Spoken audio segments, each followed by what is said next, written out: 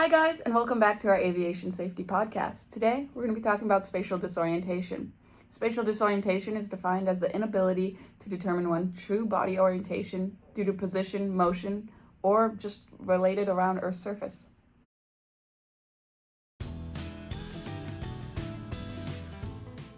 We are talking about spatial disorientation today because it is a large cause of general aviation crashes.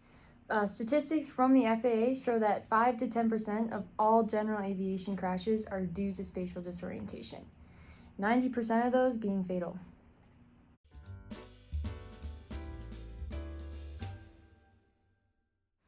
For our overview for today's podcast, we're going to be talking about body orientation systems, spatial disorientations like ice flags, common causes, symptoms to look out for, JFK Jr.'s accident, the mistakes JFK Jr. made during his accident, prevention strategies, and why we are learning about spatial disorientation.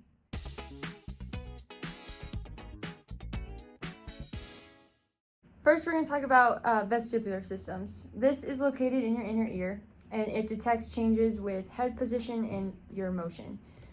There's liquid in your ear. As you move, the liquid moves. That's what's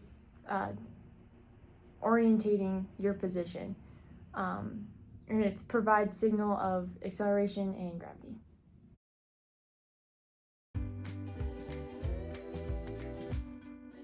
Next, we're going to be talking about our visual system, our eyes.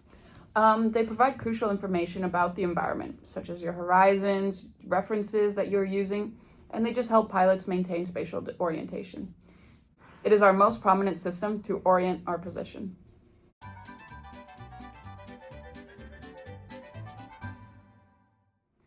The last orientation system is somatosensory.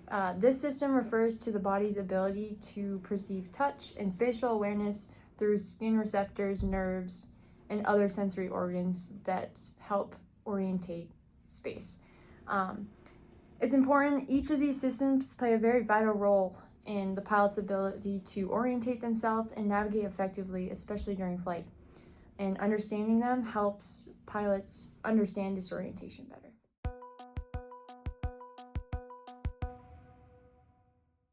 Next, we are going to get into all the different types of spatial disorientations. In aviation, we use a pneumatic system to help us remember these systems. We use ice flags. So it stands for inversion, Coriolis, elevator, false horizon, leans, autokinesis, graveyard spin, and somatogravic. Somatogravic.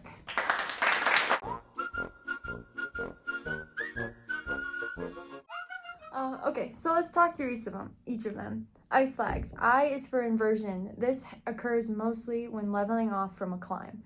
When you level off from a climb, if it's too dramatic, if you pitch the nose down too dramatically, you get the feeling that you're tumbling backwards. This occurs more oftenly in poor visibility when relying on visual references, and it can be really misleading. The C is for Coriolis illusion. This happens most commonly when in a prolonged turn, so when you're turning for a long period of time, and any sudden changes in head position during flight. This mostly deals with your vestibular system, and it just can cause a lot of confusion of where your surroundings. E is for elevator. This type of disorientation makes the pilot feel like they're either climbing or descending. Most commonly happens during turbulence. If you have an updraft, you get the feeling that you climbed, but really you didn't. Your airplane's still in level flight. F is for false horizon. This is a visual illusion. This occurs when the pilot misinterprets the actual horizon to a horizon of visual points in the sky. Very common at night when you're flying and you see 2 points, you want to connect them to be the horizon, even though it's possibly not, and it will cause you to bank. The next one, L, is for leans. This happens in a prolonged turn. This also has to do with your vestibular system. You enter turn, a slight turn, for a prolonged period of time to where the fluid in your ears level out, and now you feel like you're in straight and level flight. When you go to level the airplane back out, that liquid actually moves the opposite direction, causing you to feel like you're turning in the opposite direction, though you are in level flight. When you turn back, it makes you want to turn back, causing you to turn back into that turn. A is for autokinesis. This happens commonly in low visibility situations, and it's where you stare at a light at night, most commonly. For too long, it'll begin to move. G is for graveyard spiral. This commonly occurs after the leans. So you have the leans, so you enter that bank again. As you enter that bank, your airplane will begin to descend. All you think is that, oh, you're descending, let me pull back on it. But now you're pulling back on it in a turn, which only steepens that turn. As you do it more, it will start to spiral down in a steep turn. Can be very dangerous. The last one, S for somatographic illusion. This has to do with acceleration and deacceleration. When you accelerate the airplane, it gives the feeling that the airplane's climbing, even if it's in level flight. Same with deceleration. If you're deaccelerating, it gives the feeling that you're descending, even though you're not. And those are the main types of spatial disorientation.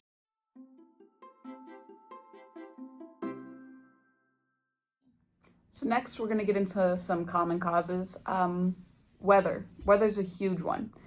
Inadvertently, flight into IMC is a huge cause of spatial disorientation accidents. Low visibility and turbulence or wind shear. Unfamiliarity, which can be a number of things. Unfamiliar aircraft, which in the case study that we're actually studying here in a second, we'll talk about that. Flying in unfamiliar terrain and lack of experience.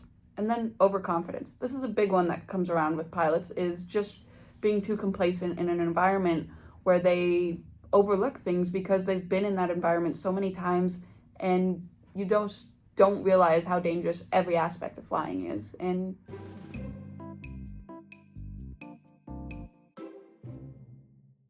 complacent. Okay. Let's talk about the common symptoms that you can have when experiencing spatial disorientation. These are really important to understand because if we can catch these symptoms early, we can help prevent spatial disorientation sooner, regaining control of the aircraft and preventing accidents. So the first one that we're going to talk about is illusions of motion. That feeling of, is the airplane's climbing, descending, turning, when it's really not. That's our need. We need to look at our instruments. If you feel like you're experiencing spatial disorientation, always trust your instruments. Feel like you're climbing? Are you? Look at the altimeter, look at the VSI. Always trust your instruments in those situations. The next one, dizziness, vertigo, even motion sickness. The sensation of spinning, loss of balance, feeling sick can indicate that you have some sort of disconnect between one of your orientation systems. Next one, anxiety and panic. Heightened levels of stress and panic can lead to irrational decision making. Always think about that common sense. Make sure that you're making the correct decision for the situation. And the last one, visual disturbances. Blurred vision, double vision, loss of peripheral vision can cause spatial disorientation, resulting in our loss to gauge distances in different angles. Be aware of these symptoms. They can help pilots recognize spatial disorientation and take corrective action. Stay in control of the airplane and always trust your instruments.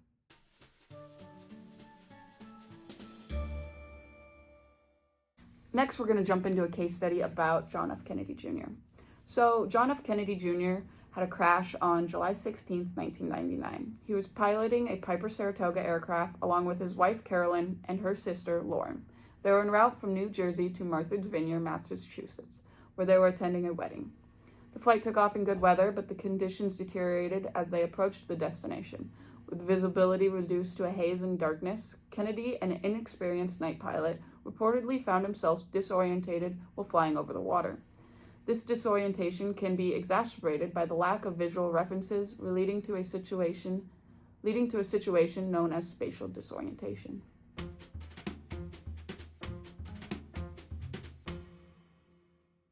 Yeah, so shortly after takeoff, the airplane went missing, which prompted a search operation.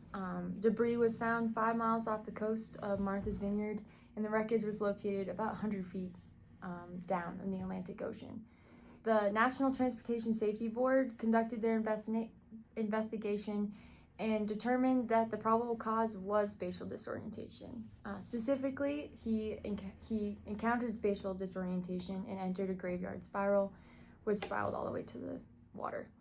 The investigation also highlighted the factors such as pilot inexperience, especially night flying, and the lack of a structured flight plan. Tragically, all 3 occupants in the aircraft were killed, the loss that deeply affected the Kennedys' family and the larger public. The event raised discussion about aviation safety, pilot certification, and the importance of proper flight training and regulations.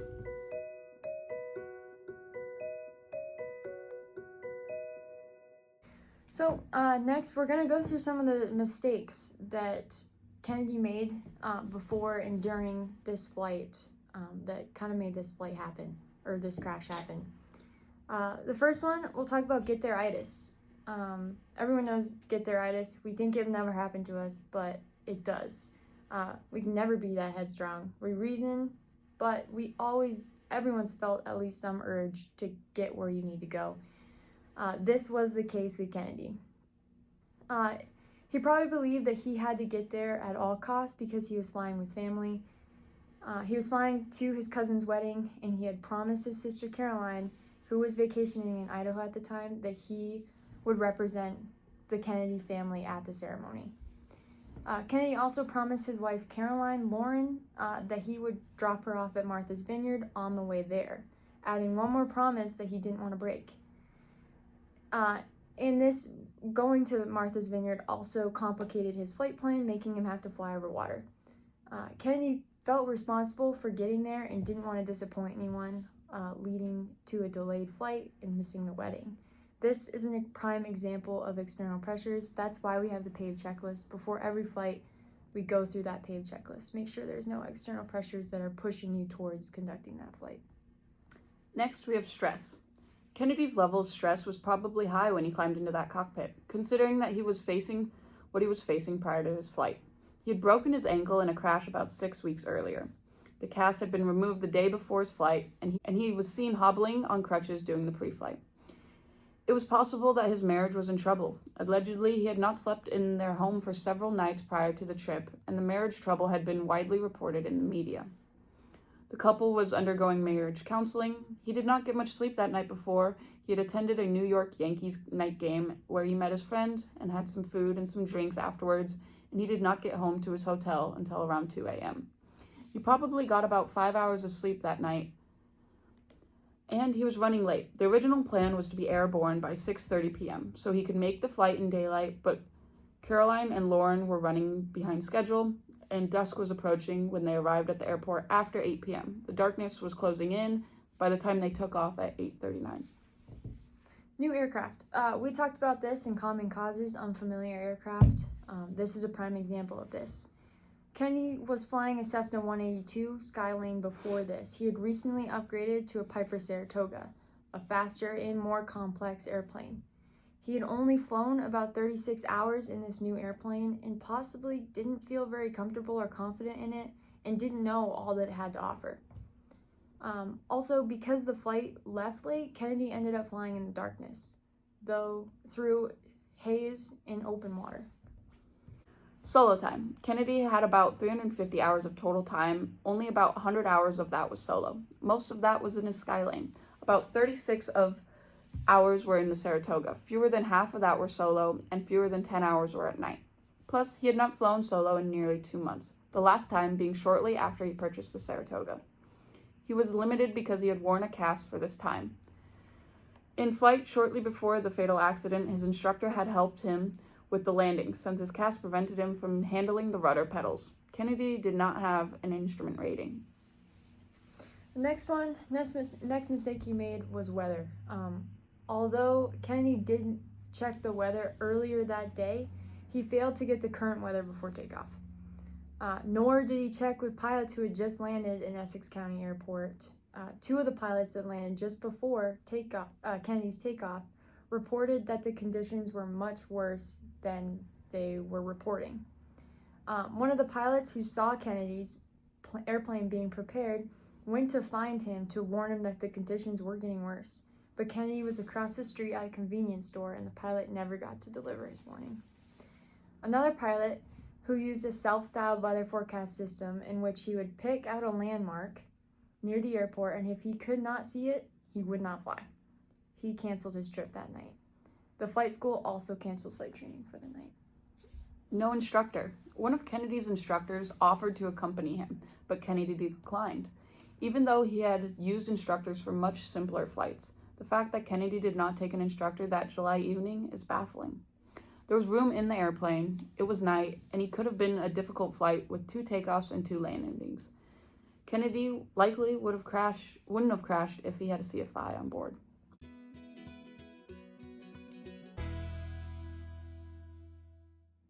No radio contact. After leaving Essex County Airport, Kennedy never made radio contact with any controller for the remainder of the flight. In addition, he filed no flight plan and made no request for flight following and had no radio contact of any kind. It's not known if he was monitoring any frequencies along the way, but he did come close enough to a commercial jet landing in Westchester County Airport that even triggered the collision alarm on the jet and at LaGuardia Airport. No autopilot. Kennedy's airplane had a very good autopilot, and Kennedy knew how to use it. The NTSB report indicated that the autopilot was not engaged during the crash. And the last one that we'll talk about is he didn't alter any of his plans. It was clear that Kennedy should never have taken off in those conditions. However, once he did and saw how bad the weather was, he pressed on. He could have returned to his home base. He could have landed at a number of airports along the Connecticut shoreline. He could have canceled going to Martha's Vineyard and just gone to his destination. His sister-in-law, Lauren, did not have a pressing need to be dropped off at Martha's Vineyard that night. This is a prime example of plan continuation. He had all these things that told him not to fly, but because he made the plan, he continued it anyways. Next, we're going to go into some preventions. Preventing spatial disorientation in aviation is crucial for pilot safety. Here are several strategies. Number 1, training and simulation. Regular training with simulators can help pilots recognize and manage disorientations. Practicing under various conditions can improve response. 2, using instruments. Reliance on cockpit instruments, especially in low visibility conditions, help pilot maintain orientation. Instrument rating is essential for flying in such conditions. Number 3, visual scanning techniques. Pilots should be trained on how to scan the environment regularly, focusing on both the horizon and the cockpit instruments to maintain situational awareness. Understanding psychological factors. Pilots should learn how to use visual and vestibular senses and how they can conflict each other, leading to disorientations, and be prepared to counteract these effects. And number 5, proper rest and hydration. Fatigue and dehydration can impair judgment and perceptions. Pilots should ensure adequate rest and stay hydrated, especially before flights. Okay. Number 6, cockpit management. Organize your cockpit layouts and minimize distractions. That's why we have a stereo cockpit. We do not want any distractions during those critical phases of flight, so make sure your cockpit management is well organized. Next, the use of autopilot. In high workload situations, autopilot can help maintain correct flight path while the pilot regains composure. Though I say this, do not rely on autopilot. Always remember that you can fly the plane manually. Next, single pilot and crew resource management. Encouraging a supporting environment among crew members helps discuss challenges openly, promoting better decision making. Use the resources you have around you, whether that be a co-pilot or if you're a single pilot, that be your flight plan that you make beforehand, ATC. Use the resources around you to make sure your flight is safe. Next, awareness of conditions. Stay informed about the weather and flight conditions that may contribute to safety of flight. That includes a proper weather briefing before the flight, and also remember you have ATC. Use it, use the weather resources, all of that. The last one, checklists and procedures. We have them for a reason. It helps maintain focus and reduce the chances of unexpected disorientation and forgetting something. Use them. Implementing these strategies can significantly reduce the risk of spatial disorientation in aviation. And the big why. Why are we learning about spatial disorientation? Understanding spatial disorientation is key to enhancing aviation safety by recognizing the risk and learning how to rely on instruments instead of ourselves. Pilots can navigate safely even in challenging conditions. Safety starts with awareness, and the more we understand the potential hazard, the better equipped we are to prevent these accidents. Thanks for tuning in, and stay safe in the skies.